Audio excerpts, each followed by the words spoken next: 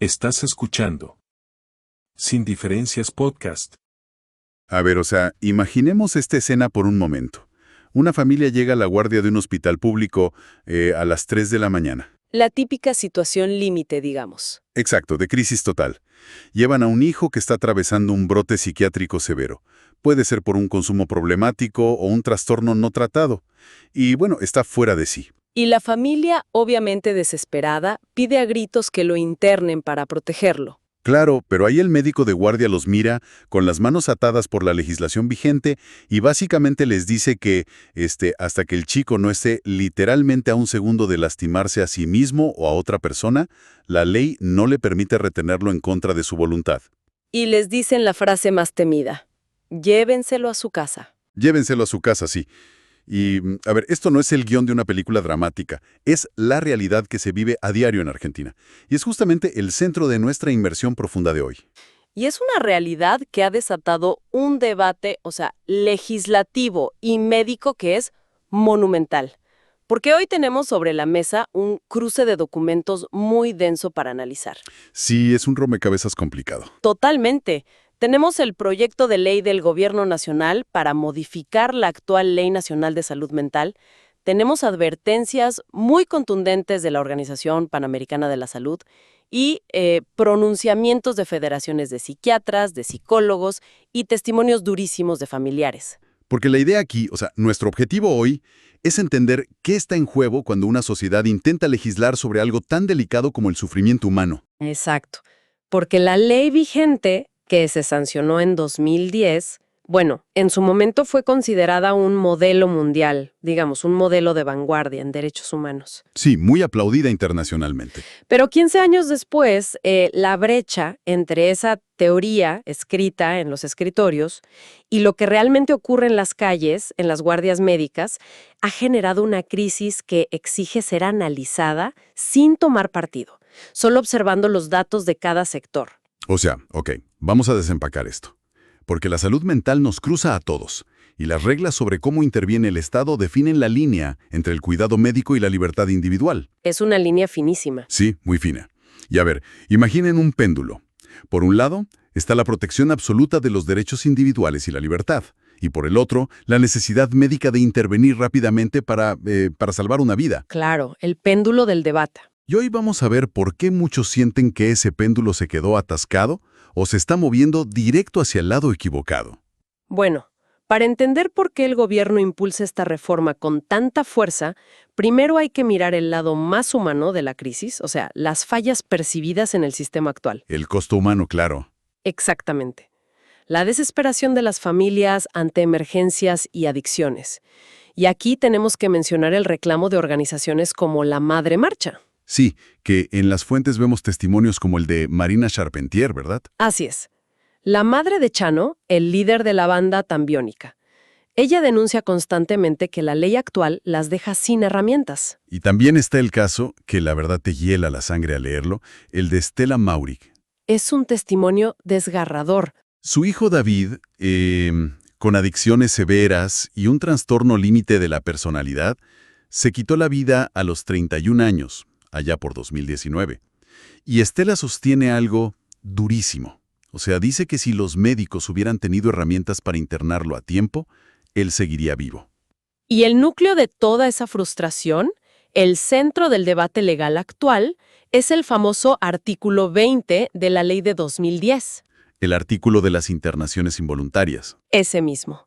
Hoy, para internar a alguien contra su voluntad, el artículo exige comprobar lo que llama un riesgo cierto e inminente, para sí o para terceros. Pero a ver, en la práctica, ¿qué significa inminente? Porque suena lógico en el papel. Suena lógico, pero en la práctica obliga al profesional de la salud a esperar al momento crítico para actuar. Casi a que ocurra una tragedia. Claro, si una persona tiene antecedentes de intentos de suicidio, pero en el momento de la entrevista está, tranquila, el médico no puede hacer nada. No puede prever el riesgo. El sistema te obliga a esperar a que la casa ya esté en llamas. No puedes llamar a los bomberos si solo hueles el gas, digamos. ¡Wow! Y aquí es donde se pone realmente interesante, porque la propuesta del Ejecutivo quiere cambiar estas palabras clave. Sí. El gobierno propone primero cambiar el término padecimiento mental por trastorno mental, para alinearlo al CIE-10, el Manual Internacional. Ok, un cambio más técnico, pero el otro es el fuerte. Claro, el cambio crucial es pasar de ese riesgo inminente a un, cito textual, riesgo grave de daño para la vida o la integridad física. Lo cual introduce lo que leímos como un criterio situacional, ¿no? Exacto. Permite evaluar los antecedentes de la persona y prever qué pasaría si no hay tratamiento.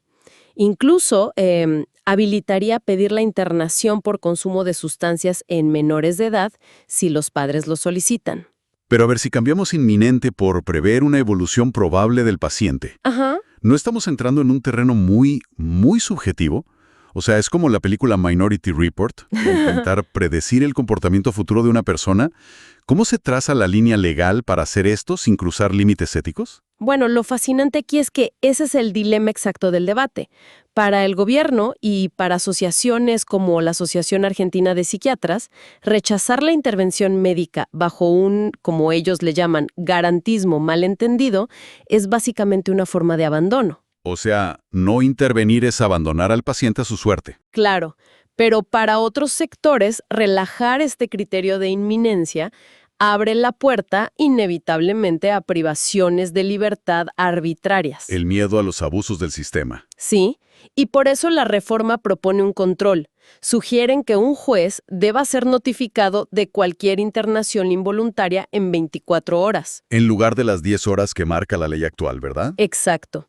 Y que ese juez tenga 3 días para decidir si la aprueba o no. Bien, entonces, habiendo establecido cuándo se puede intervenir con este nuevo concepto de riesgo, el análisis de nuestras fuentes nos lleva lógicamente a quién toma la decisión y dónde se lleva a cabo el tratamiento. Y aquí es donde el choque de paradigma se hace muchísimo más evidente. Empecemos por el quién, o sea, el rol del profesional. Porque la ley de 2010 hablaba de equipos interdisciplinarios, de forma horizontal, ¿no?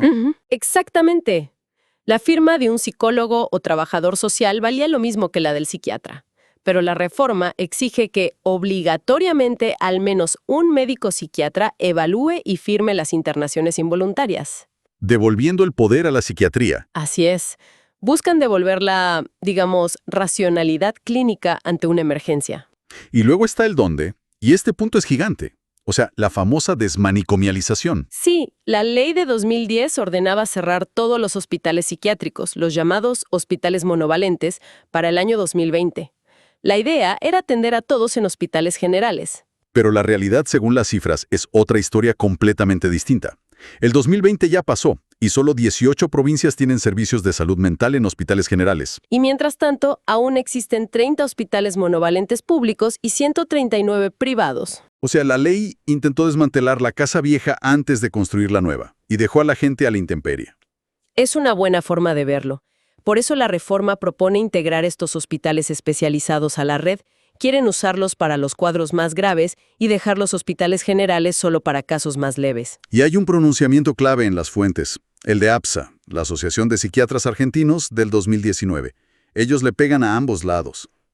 Sí, critican a los psiquiatras que llaman suprematistas, pero también atacan durísimo la postura antipsiquiátrica. Esa idea de que cerrando hospitales se arregla todo de forma mágica. Porque dan el ejemplo del Hospital Posadas, ¿no? Exacto. Mencionan cómo 1,000 pacientes del Posadas quedaron sin tratamiento de un día para otro por despidos, acusando al modelo antipsiquiátrico de resultar en abandono. Para APSA, un hospital especializado debe ser como una verdadera terapia intensiva en psiquiatría. Que coexista con la red comunitaria. Pero, por otro lado, regresar al modelo del psiquiatra como autoridad casi máxima Sí.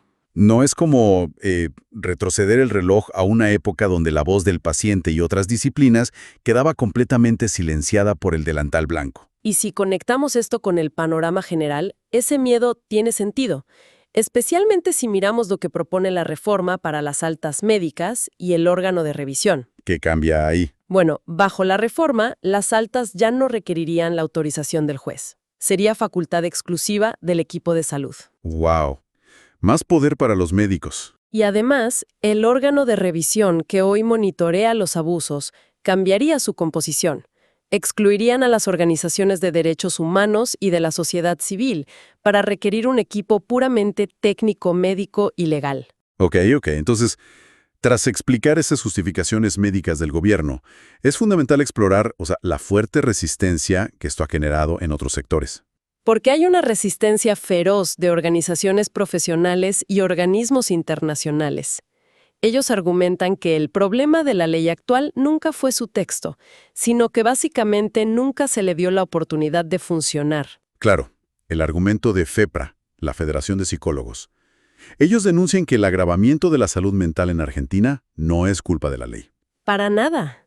Ellos lo atribuyen a un proceso sistemático de desinversión histórica. Y los números que citan son brutales.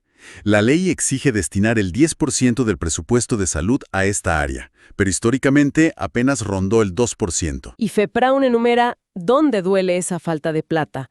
O sea, el desfinanciamiento del PAMI, los recortes en las obras sociales, en la Agencia Nacional de Discapacidad y el cierre del programa Remediar. Claro, entonces sostienen que culpar a la ley por las fallas es desplazar el foco del verdadero problema. ¿Falta plata? Faltan dispositivos comunitarios y el Estado está fragmentado. Exactamente. Y no están solos en este diagnóstico. La OPS, la Organización Panamericana de la Salud, emitió una alerta muy seria ante la consulta de un legislador. Sí, leímos ese informe. La OPS advierte que las modificaciones propuestas contravienen directamente la Convención sobre los Derechos de las Personas con Discapacidad, lo cual choca con el derecho a la libertad individual. Y no solo eso, dicen que habilitar nuevamente los monovalentes limita el derecho de los pacientes a vivir de forma independiente. Y, obviamente, sacar a la sociedad civil del órgano de revisión desdibuja el control de derechos. Entonces, ¿qué significa todo esto? Es fascinante porque estamos viendo dos diagnósticos completamente distintos para la misma enfermedad del sistema. Completamente opuestos. FEPRA y la OPS te dicen, el auto no funciona porque nunca le pusieron gasolina, refiriéndose al presupuesto. Claro. Pero el gobierno, los psiquiatras y algunas familias desesperadas dicen, no, el motor está mal diseñado de fábrica para las emergencias críticas que tenemos hoy. Y eso plantea una pregunta fundamental, porque, según los datos, entre el 70 y el 80% de la población que necesita atención en salud mental hoy no accede a ella. 80%. Es una locura. Es un fracaso sistémico, y el debate expone una fractura enorme. Por un lado, el paradigma actual prioriza la desinstitucionalización y el control externo del poder médico. Y por el otro, la reforma prioriza la capacidad de intervención sanitaria inmediata ante una crisis, devolviéndole el control a la psiquiatría. Tal cual. Bien, para intentar hacer una síntesis ágil de toda esta inmersión profunda, hemos navegado a través de puntos de vista que parecen irreconciliables. Y con mucho dolor de por medio. Sí, por un lado está el dolor innegable de las familias que piden ayuda urgente, la perspectiva del gobierno que busca agilizar la intervención médica y revalorizar los hospitales especializados porque la red no da abasto. Y la postura de los psiquiatras que piden, digamos, que no se demonice su profesión. Exacto.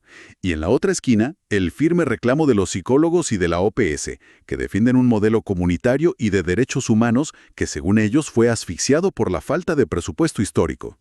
Y es clave aclarar para quienes nos escuchan que aquí no estamos tomando bandos. Cero bandos. Solo estamos exponiendo los hechos de un debate que es súper crítico y muy complejo. Y creo que para cerrar, hay una reflexión que trasciende los documentos, pero se construye sobre ellos. A ver, te escucho. Todo este debate al final se centra en dónde ponemos a las personas que sufren, si en la comunidad o en un hospital, y quién tiene el poder de decidir sobre ellos, si un juez o un psiquiatra. Las preguntas operativas. Sí, pero quizás la pregunta más profunda que nos deja este análisis para pensar por nuestra cuenta es ¿cómo tolera y abraza una sociedad moderna la vulnerabilidad extrema? Wow, es una gran pregunta. Porque al final del día, ninguna ley, por más perfecta que sea su redacción médica o su enfoque en derechos humanos, puede reemplazar la empatía colectiva y el tejido social, ese tejido que evita que una persona caiga al vacío en primer lugar. Totalmente cierto. Y con ese pensamiento tan provocador, despedimos este análisis a fondo. Es un tema denso, es difícil. Pero invitamos a todos los que nos acompañaron hoy a que sigan explorando por su cuenta este complejo universo de la salud mental. Nos escuchamos en la próxima. Somos Sonidos de Cambio, conversaciones que marcan la diferencia.